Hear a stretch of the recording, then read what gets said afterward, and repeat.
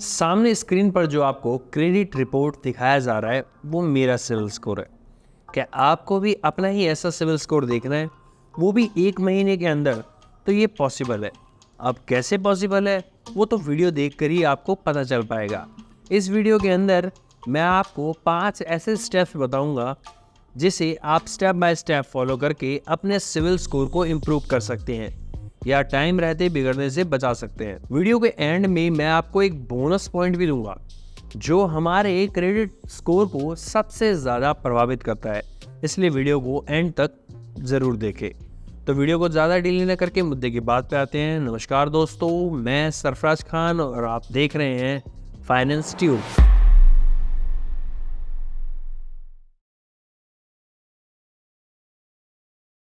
आप जब भी किसी क्रेडिट बेस्ड फाइनेंशियल प्रोडक्ट के लिए अप्लाई करने जाते हैं तो सबसे पहले चेक किया जाता है आपका सिविल स्कोर। चाहे आपको पर्सनल लोन, होम लोन चाहिए या फिर व्हीकल लोन के लिए ही क्यों ना आप अप्लाई करना चाह रहे हो। अगर आपने मेरी ये वाली वीडियो देखी होगी तो आपको पता होगा कि क्रेडिट स्कोर किस तरह आपके बैंकिंग रिलेशन को इम्पैक्ट करता है।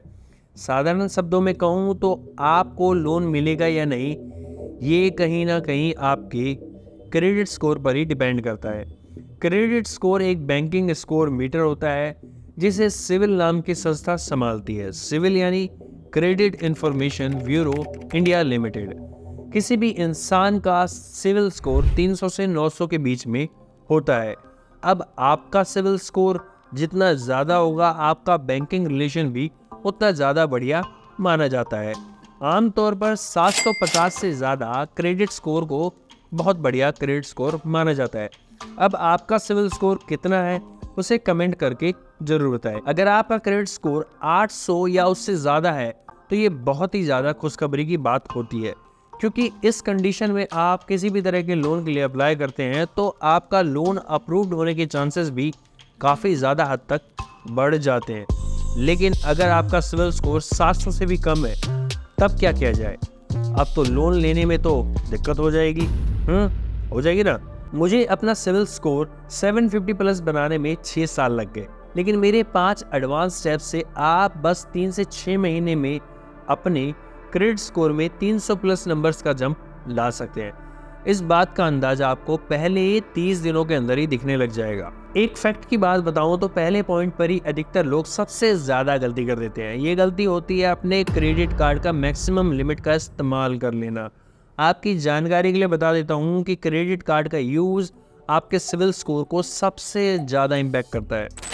मुझे पता है कि आपका क्रेडिट कार्ड बन गया है, मान लो उस कार्ड की 2 लाख सॉलिड लिमिट मिल गई है। कार्ड बनवाने के बाद आपके मन में ये बात पूरी तरह क्लियर हो गई होगी कि मुझे जो लिमिट मिली है मैं उसका पूरा इस्तेमाल कर सकता हूँ, बशर्ते मुझे टाइम पर ही तो पेमेंट करनी है। इससे मेरा सिविल स्कोर बढ़िया रहेगा और बढ़ता रहेगा। तो ये आपकी गलतफहमी है। आपको ये नहीं पता है कि अगर आप अपनी क्रेडिट यूटिलाइजेशन परसेंटेज ध्यान में रखकर कार्ड का इस्तेमाल नहीं करते हो तो आपका सिविल स्कोर बढ़ने के बजाय घटना शुरू हो सकता है, भले ही आप टाइम पर पेमेंट क्यों ना कर रहे हो। अब आपको पता होना चाहिए कि ऐसा होता क्यों है, क्यों कार्ड का प्रॉपर टाइम पर पेमेंट करने के बाद भी सिविल स्कोर नहीं बढ़ता है। आप ऐसी क्या गलती कर रहे हो कि सिविल स्कोर बढ़ने के बजाय होल्ड हो चुका है। सिविल स्कोर आपके फाइनेंशियल साइकोलॉजिकल बिहेवियर के हिसाब से बढ़ता है। भले ही आप टाइम पर और पूरी पेमेंट कर रहे हो, लेकिन आपको ये भी पता होना चाहिए कि क्रेडिट कार्ड की लिमिट आपके सेविंग अकाउंट में पड़ा हुआ पैसा नहीं है, बल्कि एक no cost short term loan है जिसकी पेमेंट करने के लिए आपको मैक्सिमम 45 दिन का टाइम दिया जाता है। अगर आपकी लिमिट 1 लाख की है और आप हर महीने 80 से 90 हज़ार रुपये की लिमिट का यूज़ कर लेते हो तो यहाँ आपकी यूटिलाइजेशन परसेंटेज भी 80 से 90% बनती है, जो कि सिविल की नज़रों में आपके फाइनेंशियल साइकोलॉजिकल बिहेवियर के हिसाब से सही नहीं है। अगर आप अपने क्रेडिट कार्ड का हर महीने 50% से ज़्यादा यूज़ रेगुलर यूटिलाइजेशन में रखते हैं तो सिविल को लगता है कि ये व्यक्ति सिर्फ क्रेडिट कार्ड पर ही अपनी ज़िंदगी गुजार रहा है और आप चाहकर भी सिविल के चेकअप प्रोसेस को चेंज नहीं कर सकते हो। सिविल के हिसाब से आपको अपने क्रेडिट कार्ड की मंथली यूटिलाइजेशन 30% या उससे कम रखनी चाहिए। अगर आप लगातार 6 महीने तक 30% से ज़्यादा मंथली यूटिलाइजेशन करते हैं तो ये आपके क्रेडिट स्कोर पर नेगेटिव इम्पैक्ट डाल सकता है। वहीं अगर इसका उल्टा आप 30% से कम का मंथली यूटिलाइजेशन रखते हैं तो धीरे धीरे आप देखेंगे कि आपका क्रेडिट स्कोर बढ़ रहा है, और वो सच में बढ़ रहा है। तो अब आप क्रेडिट कार्ड से कुछ भी खर्च कर रहे हैं तो इस बात का खास ख्याल रख कर करें कि आप एक शॉर्ट टर्म लोन के साथ खेल रहे हो, जिसमें आपकी इनकम का बहुत बड़ा रोल है। इसलिए कार्ड को सही जगह और सही लिमिट में ही यूज करें। सेकंड पॉइंट की बात करें तो आप अपने कार्ड का इस्तेमाल किन जगहों पर कर रहे हो, इस बात से भी सिविल पर बहुत ज़्यादा इम्पैक्ट पड़ता है। क्रेडिट कार्ड ले लेने मात्र से आपको ये अनुमति नहीं मिल जाती है कि आपने जहां चाहे वहीं क्रेडिट कार्ड को स्वाइप मार दिया और पेमेंट ट्रांसफ़र। क्या आप जानते हैं कि क्रेडिट कार्ड बेसिक नीड की चीज़ों को ही खरीदने के लिए बनाया गया है। इसमें हर एक घरेलू प्रोडक्ट शामिल है, आपकी डेली यूज के आइटम शामिल हैं, जैसे grocery products, utilisation bills, tour and travel etcetera. यहाँ आपको काफ़ी तरह के बेनिफिट्स और कैशबैक रिवॉर्ड्स पॉइंट्स भी मिलते हैं। लेकिन अगर आप इन चीज़ों से हटकर जब क्रेडिट कार्ड का इस्तेमाल करना शुरू कर देते हैं तो ये आपके क्रेडिट स्कोर पर नेगेटिव इम्पैक्ट भी डालना शुरू कर देता है। अब वो चीज़ें क्या होती हैं जिसे क्रेडिट कार्ड से परचेज करने पर क्रेडिट स्कोर में नेगेटिव इम्पैक्ट पड़ता है? तो सबसे पहले है क्रेडिट कार्ड के जरिए एटीएम से स्वाइप करना।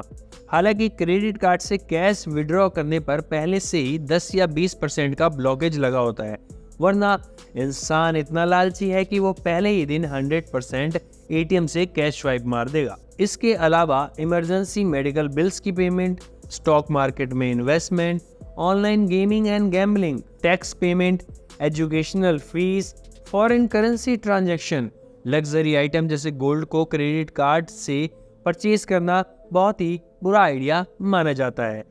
ऐसा इसलिए होता है क्योंकि एक तो इन चीज़ों के ट्रांजैक्शन करने पर आपको हाई चार्जेस का भुगतान करना पड़ता है, और दूसरा ये चीज़ें आपकी सेविंग्स का पार्ट होते हैं। लेकिन जब आप इन्हें अपने क्रेडिट कार्ड के जरिए परचेज करते हैं तो इसका मतलब साफ हो जाता है कि या तो आपकी इनकम कम है या नेक्स्ट मंथ आप मिनिमम बैलेंस के जाल में फंसने वाले हैं, जो आपके क्रेडिट स्कोर को बुरी तरह इम्पैक्ट डालता है। तीसरे पॉइंट की बात करें तो आप अपने कार्ड की पेमेंट किस तरह करते हो, इस बात से भी आपका क्रेडिट स्कोर काफ़ी ज़्यादा प्रभावित होता है। मुझे पता है कि आप एक ईमानदार क्रेडिट कार्ड यूज़र हैं जो अपने क्रेडिट कार्ड का बिल्कुल टाइम पर पेमेंट करते हैं, लेकिन जब भी आपके क्रेडिट कार्ड का बिल जनरेट होता है तो उस पर आपको 2 तरह का भुगतान राशि लिखी हुई दिखाई देगी, एक टोटल आउटस्टैंडिंग, दूसरा मिनिमम बैलेंस। ज़रूरी नहीं है कि आज जो ईमानदार है और अपने क्रेडिट कार्ड की पूरी पेमेंट करता है उसने भी कभी ना कभी अपनी लाइफ में मिनिमम बैलेंस वाले ऑप्शन का इस्तेमाल करके क्रेडिट कार्ड की पेमेंट का भुगतान ज़रूर किया होगा। तो एक बात जान लीजिए कि आप जिस दिन भी अपने क्रेडिट कार्ड की मिनिमम बैलेंस का भुगतान करना शुरू करते हैं उसी दिन आपके क्रेडिट स्कोर के बुरे दिन शुरू हो जाते हैं, क्योंकि आइडियली मिनिमम बैलेंस का भुगतान सही नहीं माना जाता है। मिनिमम बैलेंस आपकी कमज़ोर फाइनेंशियल कंडीशन का इंडिकेटर होता है, जिसका नेगेटिव इम्पैक्ट 2 से 3 महीने में आपके क्रेडिट स्कोर पर दिखना शुरू हो जाता है। इसलिए कभी भी भूल कर भी मिनिमम बैलेंस का पेमेंट करने के बारे में विचार भी ना करें और अपनी इनकम के अकॉर्डिंग ही क्रेडिट कार्ड से परचेज करें। हर क्रेडिट कार्ड यूज़र के पास कम से कम 2 क्रेडिट कार्ड होता है, और यही 2 या 2 से ज़्यादा क्रेडिट कार्ड उसके सिविल स्कोर को ख़राब करने का काम करता है। अब आप सोचेंगे कि भाई मैं 10 कार्ड यूज़ करता हूँ, सबकी टाइम पर पेमेंट करता हूँ, तो फिर मेरा स्कोर क्यों ख़राब होगा? तो देखो भाई, क्रेडिट स्कोर को बढ़ाने की कहें या ना घटाने का चौथा कारण ये है कि आप कभी भी एक कार्ड की पेमेंट को दूसरे कार्ड से ना करें। ऐसा अक्सर लोग मिनिमम बैलेंस पर लगने वाले चार्जेस से छुटकारा पाने के लिए ही करते हैं, लेकिन ये उनकी एक गलती उन्हें क्रेडिट कार्ड के लोन ट्रैप में फंसाने का काम करती है। इस तरह आपको कार्ड टू कार्ड पेमेंट करने की आदत लग सकती है, जहां एक दिन आपको पता चलता है कि खाया पिया कुछ नहीं और सभी कार्ड्स की लिमिट भी खत्म हो गई है, जिसके बाद आपके साथ साथ आपके क्रेडिट स्कोर के भी बुरे दिन शुरू हो जाते हैं। अगर आपने हद से ज़्यादा क्रेडिट कार्ड से खर्च कर दिया है, जिसका नेक्स्ट बिल पेमेंट टाइम पर पूरा भुगतान नहीं कर सकते हैं, तो कोशिश करें कि बिल जनरेट होने से पहले ही टोटल आउटस्टैंडिंग को EMI में कन्वर्ट कर लें। इस तरह ना ही आपको टोटल आउटस्टैंडिंग की पेमेंट करनी पड़ेगी और ना ही मिनिमम बैलेंस भरने की जरूरत होगी। क्यों, कैसा लगा मेरा आइडिया? अगर आप भी मेरे पैटर्न को फॉलो करते हैं तो कमेंट में ज़रूर बताएं।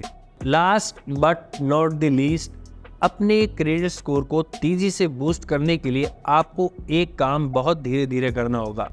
वो है लोन और क्रेडिट कार्ड के लिए अप्लाई करना। कई लोगों में बहुत ही बुरी आदत होती है कि वो बिना सोचे समझे एक ही बार में 2 या उससे ज़्यादा कार्ड और लोन के लिए अप्लाई कर देते हैं।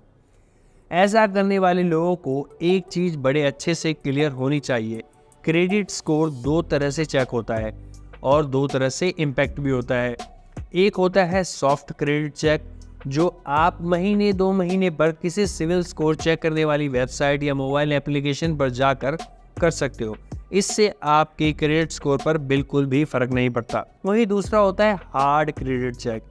ये तभी होता है जब आप किसी भी फाइनेंशियल इंस्टीट्यूशन से लोन या कार्ड के लिए अप्लाई करते हो।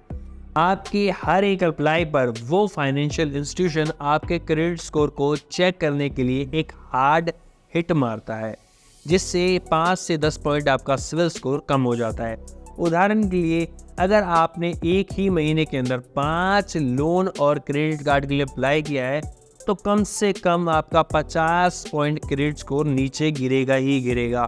अगर आपको मेरी बात पर यकीन नहीं है तो खुद कर देख लो। अरे भाई, मजाक कर रहा हूँ और दोस्तों की तरह ही समझा रहा हूँ कि बिना ज़रूरत के लोन या क्रेडिट कार्ड के लिए अप्लाई ना करें। इसके अलावा 2 अप्लाई के बीच में 3 महीने का गैप जरूर रखें। इससे आपका क्रेडिट स्कोर बेटर बना रहेगा। चलिए, आप वीडियो के एंड में मैं आपको एक बोनस पॉइंट भी दे देता हूं, जिसको फॉलो ना करने पर आपके क्रेडिट स्कोर पर बहुत बुरा इम्पैक्ट पड़ता है। अधिकतर क्रेडिट कार्ड यूज़र का शुरुआती कार्ड एनुअल फ़ी वाला होता है। इसके अलावा उसकी लिमिट भी कम ही होती है।